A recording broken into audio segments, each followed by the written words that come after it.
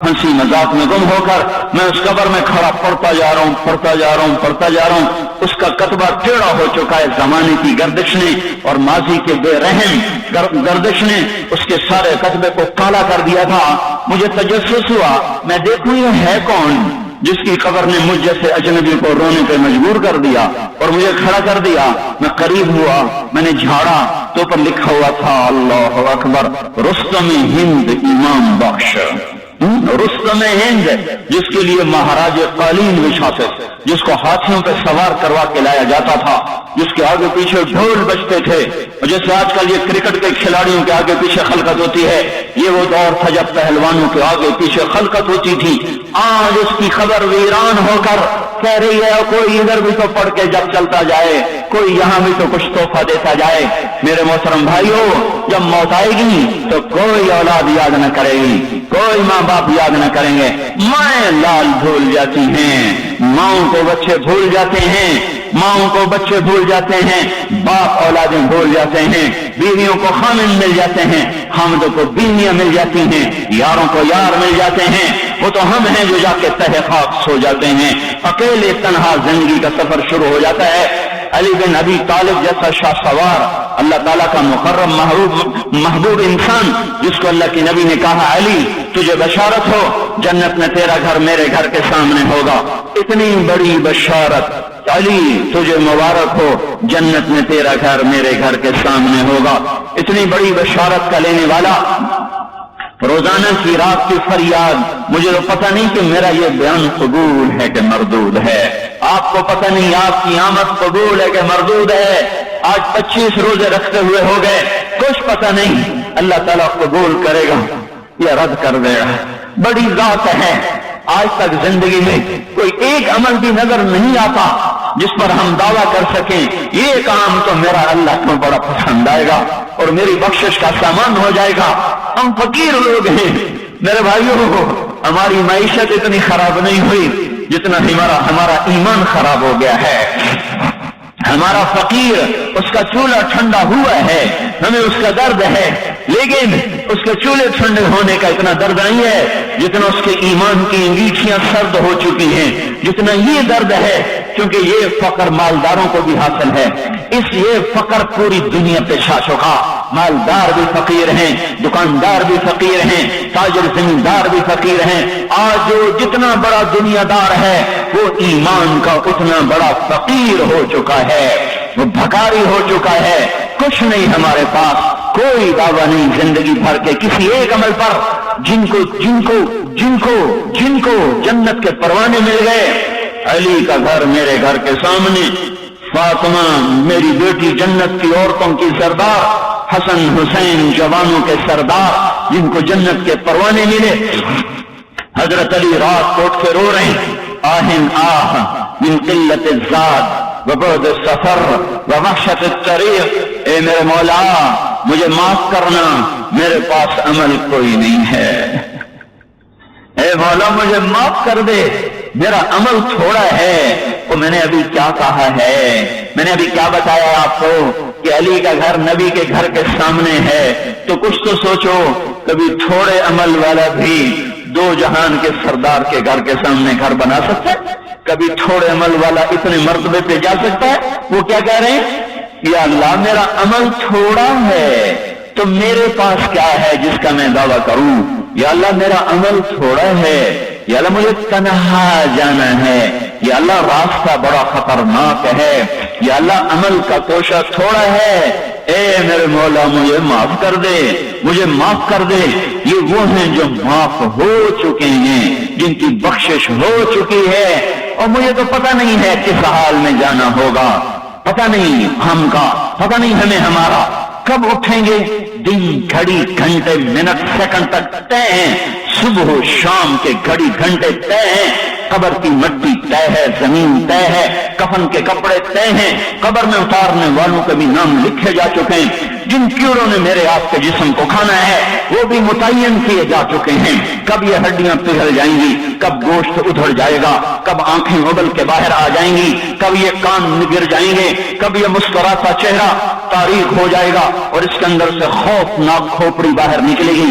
کب دانت بھر جائیں گے اور کب جبڑے ٹوٹ جائیں گے، کب جب ریڑھ کی ہڈی جس کے سہارے یہ کھڑا ہے اس کو کیڑے نوچ نوچ نوچ نوچ کے چورا چورا کر دیں گے، یہ پاؤں جو زمین پہ ایڑی مار کے چلتا ہے تکبر میں اتراتا ہے، اور پتہ نہیں مایو ہے یہ زمین پہ پڑا ہوا پاؤں پتہ نہیں ہے کہ اللہ کے ہاں کس قدر غضب کے فیصلے کرواتا ہے۔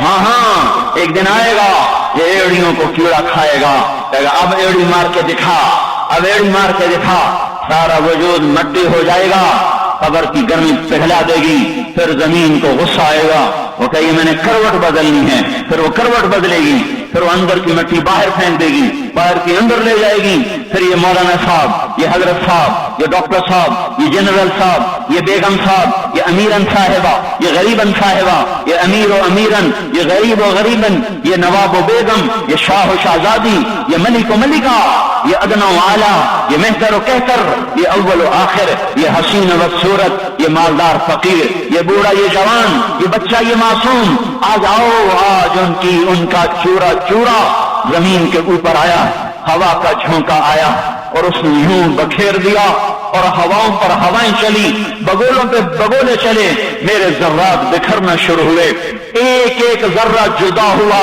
پتہ نہیں کہاں کہاں کہاں جا کے یہ جسم کی خاک گرے گی۔ او میرے بھائیو، جس وجود کا یہ انجام ہو، ہم اس کو اللہ کی نافرمانی پہ چلا دیں تو ہم سے بڑا نادان کون ہوگا، ہم سے بڑا گھاٹے والا کون ہوگا، خسارے والا کون ہوگا۔ اللہ کی رحمت کا در کھل چکا ہے، جنت کے دروازے کھلے ہیں، دوزخ کے دروازے بند ہیں۔ ایک فرشتہ کہہ رہا ہے بھلائی کے کرنے والے آگے بڑھ، تجھے مبارک ہو، دوسرا فرشتہ کہہ رہا ہے برائی کے کرنے والے بس کر جا، واپس آ جا۔ اللہ پہلے آسمان پہ ہے اپنے عرش کے ساتھ، لو لشکر کے ساتھ، وہ اعلان کر رہا ہے کوئی توبہ کرنے والا، ہے کوئی بخشش مانگنے والا، ہے کوئی مجھ سے لینے والا، هل من سائل، هل من مستغفر، هل من تائب، ہے کوئی تائب، ہے کوئی گناہوں کی بخشش چاہنے والا، ہے کوئی مجھ سے مانگنے والا۔ میرے بھائیو، آج آخری جمعہ ہے، حجۃ الوداع ہے، جمعہ کا دن ہے، رحمت الہیہ ٹوٹ ٹوٹ کے اتر رہی ہے، پر ہے میں کیا کروں، اس رحمت سے بھی 4 آدمی اب بھی محروم ہیں، اب بھی محروم ہیں۔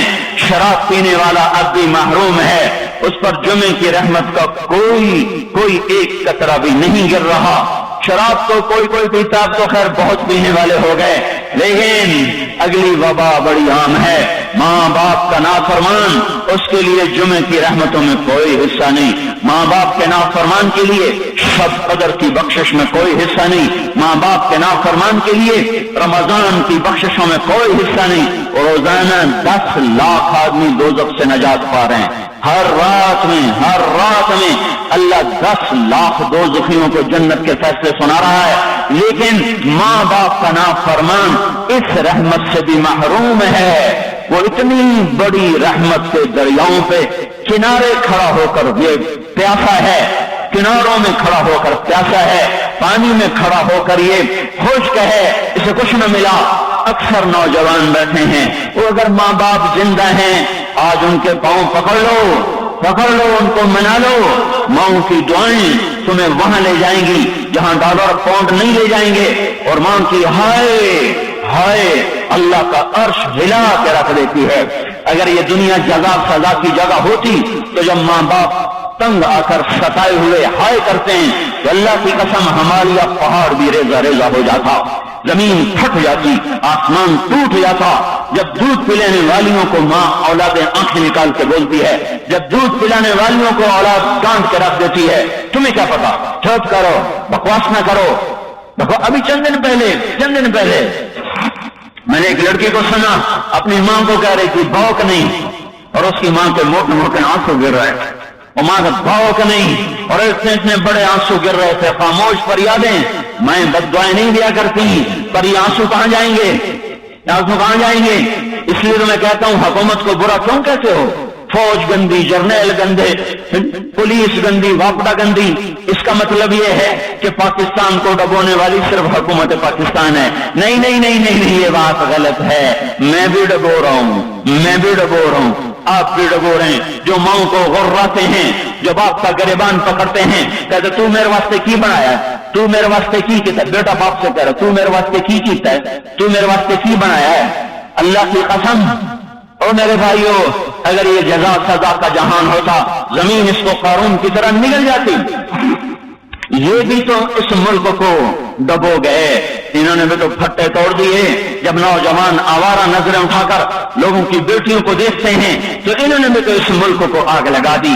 جب نوجوان لڑکیاں بے پرد ہو کر آوارگی کے ساتھ وہ بازار میں آتی ہیں، ان کے لباس مختصر ہوتے چلے جا رہے، کیا اس سے پاکستان کا نصیب نہیں ڈوب رہا؟ اس لیے میں کہتا ہوں بھائیو، حکومت کو گالیاں نہ دو، اپنے عمل دیکھو۔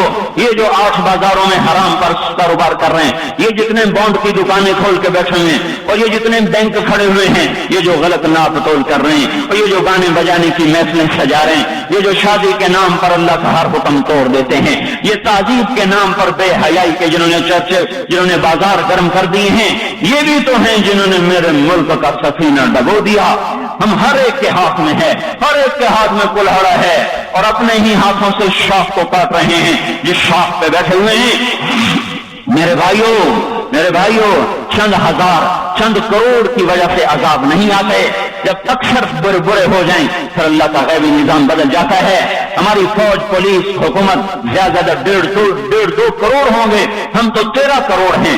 1.5-2 کروڑ کی برائی 13 کروڑ پہ عذاب کو نہیں لا سکتی۔ میں اور آپ 95% تو نمازیں چھوڑ گئے، آج بھی فیصلہ بعد میں ہوں گے۔